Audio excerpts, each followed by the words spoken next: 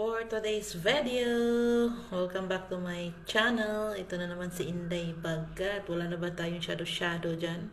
Dahil baka akala nila muta yan, no? So, hindi ito yun muta. Mga shadow yan sa mga lights. Kaya minsan nakikita nyo parang muta sa aking mata. So, welcome back to my video. At ito na naman si Inday Bagat na magsasabing salamat sa 5K subscribers na tumatangkilik sa aking channel.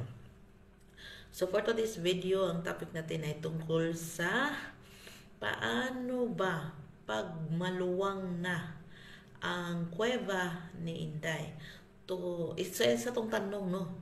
So nagtanong siya sa akin, Inday, paano ba pag maluwang na po ang kay Bisis daw niya. So sabi ko, bakit mo nasabi na maluwang na yung sa kanya? So dito na naman tayo sa ating background na banyo. Wala tayong ibang background kundi ang banyo kasi magandang lights dito, parang maganda tayo dito. No? So kung ikaw po ay maselan sa mga topic na ganito, wag ka na pong manood, mag-skip the video na lang po. So kung ikaw po yung taong hindi bukas ang isipan, walang jowa, ayaw ng mga ganito, skip the video. Dahil para lang to sa mga taong bukas ang isipan, may karelasyon at may jowa.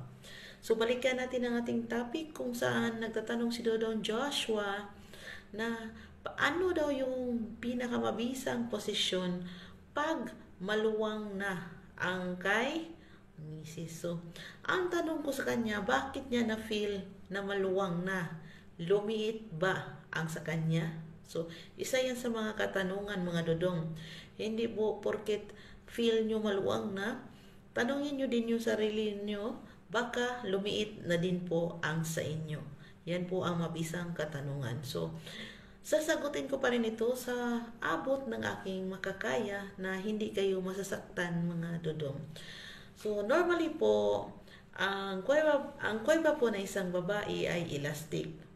Kung magkaanak man siya, ilang beses man siya magkaanak, malabas-masok man yan ang mga ay scientifically babalik pa rin yan siya sa kanyang shape at sa kanyang So may elastic kasi yan. So babalik yan sa kanyang shape. Kung na-feel ninyo na maluwang na yung sa kanya, siguro dahil nawala na yung parang stopper, no? Yung stopper, yan yung parang dumudugo, no? Yung dumudugo pag unang ranas ng isang babae. Yung parang feel ninyo na hugot, no? Yung parang hugot, yung parang paano ba yun? Splinter, parang ganyan. Splinter o ano ba yun sa English, no? Nawala na siya, no? Kasi nakuha mo na. So, once po na nakuha nyo na yan, ma-feel nyo na yan na parang may iba na, no? Iba na talaga, lalo na pag maraming anak. Pero scientifically, normal po talaga yan sa babae na hindi na siya masyadong mahigpit. At saka, mayroon din naman mga exercise dyan kung paano higpitan at ano yung mga technique para ma-feel pa rin ng mga asawa ninyo dyan, no? Sa mga mister ninyo dyan, na masikip pa rin. So, another topic natin gagawin yan. Kasi dito muna tayo sa tanong ni Dodong, yung mga posisyon kung saan mafe-feel mo na mas, siya, no? Na mas tight siya, yung parang hindi mafe-feel ni Dodong na parang maluwang. So, kung ikaw yung babae na nakikinig din, no? Sana marunong ka din sa tinatawag nating muscle control. Kasi pag hindi ka po marunong nito, no, mafe-feel talaga ng asawa mo na parang yat-yat na siya ba? Yung parang wala ng kapit. Yung pwede na, yung parang wala ng higpit. Parang, easy to open. Yung parang pwede na lang siya maglabas-masok, no? Yung parang walang thrilling na sa kanila. Kasi the more na parang may higpit-higpit, the more po yung mga dodong na mas gaganahan sila. So, it's a normal feeling sa mga bukas na isipan dyan, no? Diba? Leave a comment below kung sa tingin nyo may mali sa sinasabi ko. So, yun na nga, ano nga ba yung mga posisyon na yun? So, ito yung tinatawag. Kung ikaw yung magmamaneho, Dodong, kung ikaw po yung magmamaneho, pinaka the best po talaga itong tinatawag nating kutsara. Alam mo kasi sa kutsara, nakatagilid po yung babae. Pag nakatagilid po yung babae, parang gikipi-kipi. Sa Bisaya pa, parang nakipi-kipi niya yung sa kanya, no? Parang ano siya, nagkipi-kipi. So, doon mo mafe-feel na may higpit, no? May higpit siya. Kasi nga, tinatawag natin kutsara. So, tagilid si Dudong, tagilid si Inday. So, yun ang mga isang posisyon na kung saan mafe-feel ni Dudong na may konting higpit. So, second position, no? Pangalawang posisyon na sasabihin ko, ay ito yung kung ikaw yung magmamaneho, Dudong, no? Kung ikaw yung magmamaneho, no? Mas maganda, no? Mas maganda na higpitan mo lalo yung tinatawag nating higpitan mo layo yung dalawa niyang paa, no? Iano mo siya, wag mo siyang pabukahin ng todo, no? Ilagay mo dito siya sa sa shoulder mo at parang higpitan mo siya ng ganun. Ang hirap mag-demonstrate. Yung dalawang kamay niya, iganon mo, higpitan mo, iganon mo siya, no? While ka dyan, higpitan mo dito yung hita niya, ihigpit mo parang iganon mo siya, pero ang dalawang paa ni Inday nasa dito mo. Tapos Inday, yung dalawang paa mo nakaganon dito, no? Wag mo parang ganyan ba? Ikipi mo, wag mong ipabuka siya para hindi mo ma-feel na may konti ng kaluwangan. Yan po ang pangalawa. At pangatlo naman, Dudong, ito naman yung tinatawag nating asong padapa. Alam mo yung asong padapa? No.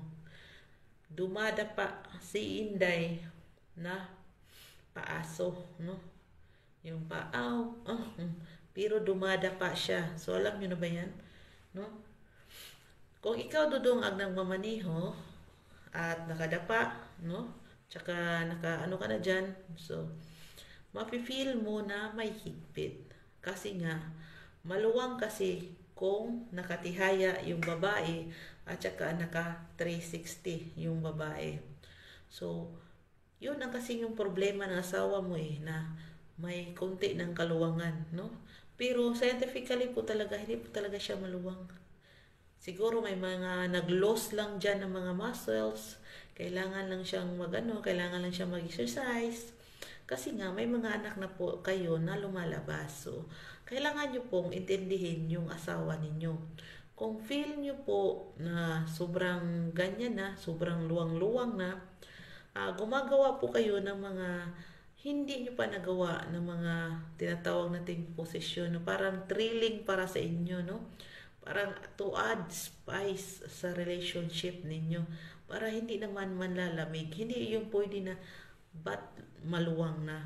Hindi po yun ang tamang sasabihin mo kasi masasaktan mo ang inyong misis.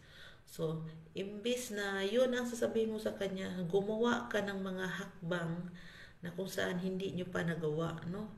Yung parang to add spice sa inyong relationship, no? Kung hindi nyo pa nagawa na sa mga ganitong lugar, sa mga kusina, sa sofa, no? Sa bangko, no? Sa mga maliliit na espasyo, no? Sa mga terrace, mga ganyan. May sa terrace ninyo, hindi nyo pa yan nagawa. Yung mga to add spice pa, no? Yung sa dagat, lalo na kay summer ngayon, kung hindi nyo pa yan nagawa, yung parang bigyan nyo ng, yung parang lumibil up, mag-upgrade para po sa inyong relationship bilang mag-asawa. Hindi po dahilan yan na parang maluwang na ay kailangan mong maghanap, no? Maghanap ng iba.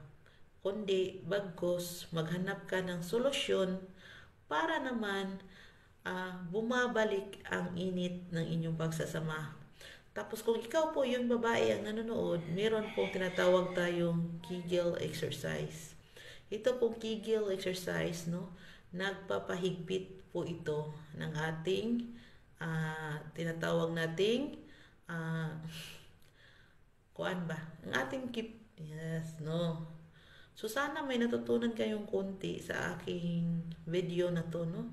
So, please keep on watching at mag-share at mag-like at mag-subscribe, no? So, see you sa next kong video.